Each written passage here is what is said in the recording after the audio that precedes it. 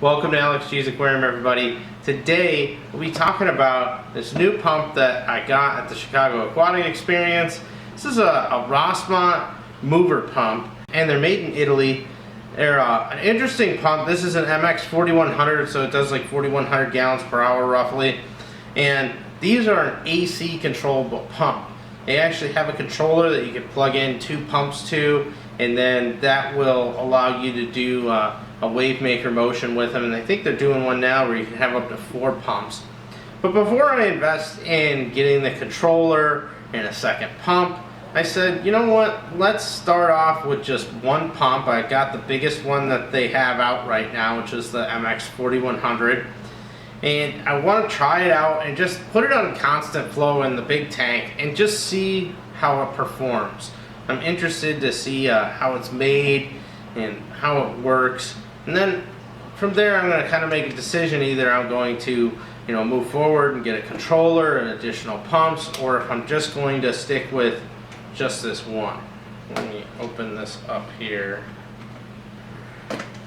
And they're fairly reasonably priced pumps. I think this was only like $120 or so. The controller is like another $200. So it will cost you a little bit to get a full setup of these. Probably I think it was right around $450 or so to do a setup of the larger ones. And they do sell them as kits as well. So it looks like we have just like a little catalog, instruction sheet, and then we have the pump sitting in the box here. So let's take a look and see what we got. I'm interested to see. So we got a little plastic doohickey here. Let's see what that is. Pick this whole thing up. So here's the pump. So it's got a little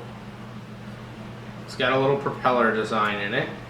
It looks like the whole motor and everything is enclosed inside the cage. Just kind of nice.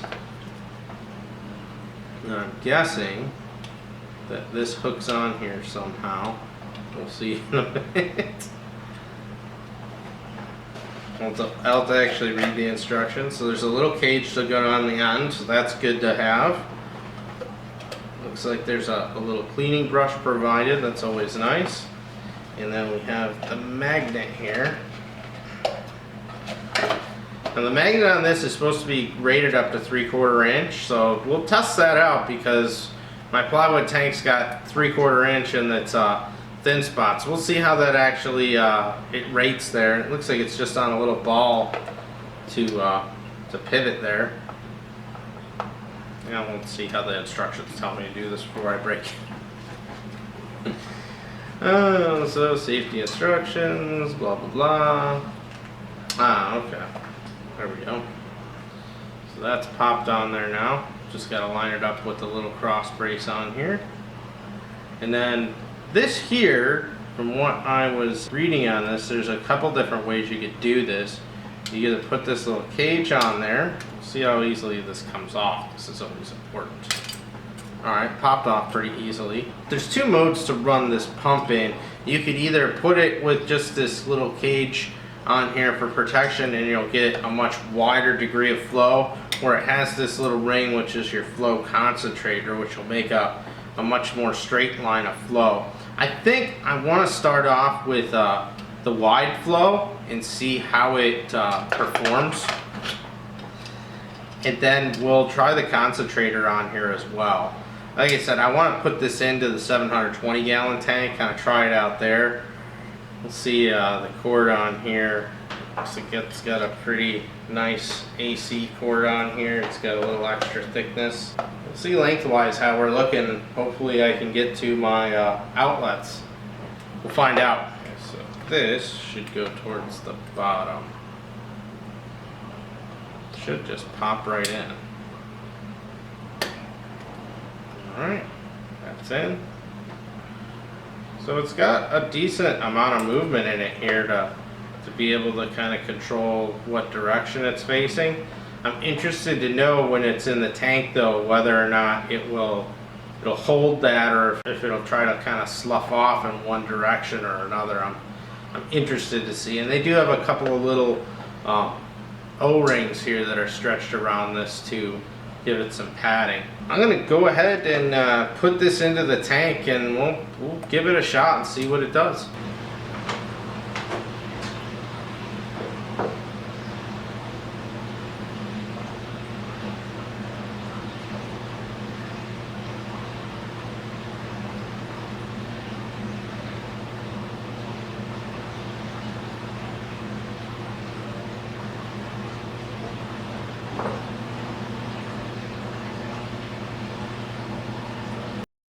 Alright, well, we're picking up a lot of dust and particles here because I kicked this pump on, and it's definitely changed the flow dynamic in the tank a little bit.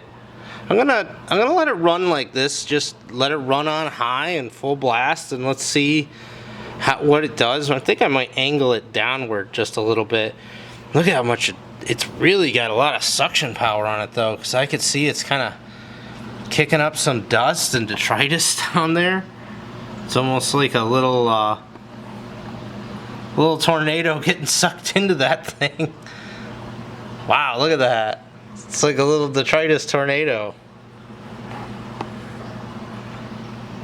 We have touchdown. There is a tornado in the 720 gallon tank. Not really sure if this is exactly what I wanted to put in this video to show you how dirty my tank really is right now. This is one of the reasons that I want additional water flow in this system though. Just because it's a fish tank doesn't mean that it should not have a high amount of water flow. And look at how much dust and debris is getting kicked up off the bottom right now. There's a ton of it.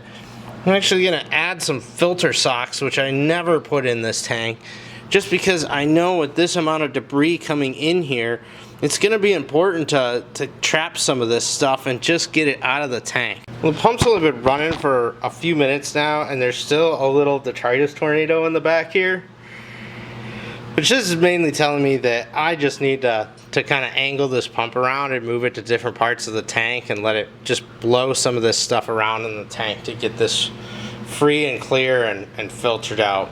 Got a couple of filter socks in. Not going to throw them in on every part of the tray, but at the two main areas where water draining has filter socks now. It's been a couple of weeks since I added the mover pump to the 720 gallon display tank. I gotta say, for this being a tiny little AC pump, it does put out a good amount of water flow at 4,100 gallons per hour. Had a nice price point on it as well, and I've been kind of playing around with it. It made that nice little detritus tornado in the 720 gallon when I first put it in, and subsequently I have been moving the pump around and angling it in different angles. I was a little concerned at first that the little ball joint on it wouldn't hold up to the pressure of the pump water flow, but I found that I've been able to kind of articulate it in different ways and haven't had any kind of issues with it. I also tried out the focus nozzle they have on it. By default, the pump puts out like 120 degrees of flow, and I put the narrow cone on it, which takes it down to about 60 degrees of water flow.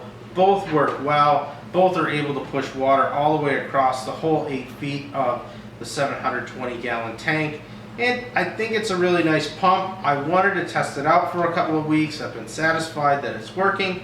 The next step I want to take is get the second pump and a controller for it, and I want to try out that controller along with the second pump to see how much flow it really adds to the 720 gallon tank. Let's go back real quick. I'll show you guys the way the pump's set up now with the 60 degree nozzle. Just show you how it looks from the top down when you angle it up and just turn the water flow on full blast so you can see just how much water flow it's putting out. We're looking at the Rossmont pump right now. Like I said, this is the 4100. It's a pretty small pump. I don't want to really put my hand in the tank right now because my pumper, I think, would like to take a small chunk out of me. But I have the 60 degree attachment on here. It does pop on pretty easy, and the cage on here and everything, it does seem to hold up pretty nice. It does pop off quite easily, so you can get access to everything. I haven't really felt a need to clean this or anything yet. Just feeling the impeller, everything on it feels really solid. No problems at all with it. The cage seems to be holding up well. So everything's just how I kind of want it to be on this pump, you know, simple and effective so that it just works. And the magnet has been holding up good. I haven't heard any kind of vibrations out of this pump or anything thus far. So I'm going to go ahead and just put it on here real quick, and then we'll kind of aim it at this area, and then I'll plug it in for you guys so you can see just how much water flow it's putting out. The magnet holds really good even through the 3/4 inch plywood. It's holding really nice. The pump is right down here, and you should be able to see the water flow get going pretty good right in here. Let's try it out.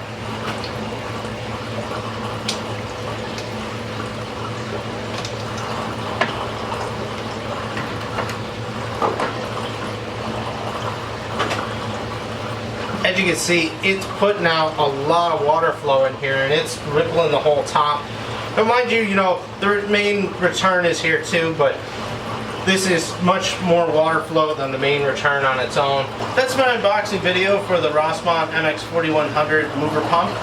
If you have any comments or questions on this pump or experiences with it, please leave them down in the comments below. I'm interested to see what other people have to say, or if there's things you want to know about this pump a little bit more in depth, let me know. Like I said, I'm going to go ahead and try to get a second pump and a controller. We'll try those out in the 720 gallon tank and see how well they work. And I'll let everybody know how I feel about it once I have a full setup of these pumps going. Of course, if you liked today's video, go ahead and give me that thumbs up. Let me know that you like the content. If you didn't like the video, that's okay too. You can leave a thumbs down. Of course, if you'd like to see more on the 1600 gallon system, go ahead and hit that subscribe button. As always, thanks again for watching, everybody, and I will see you on the next video.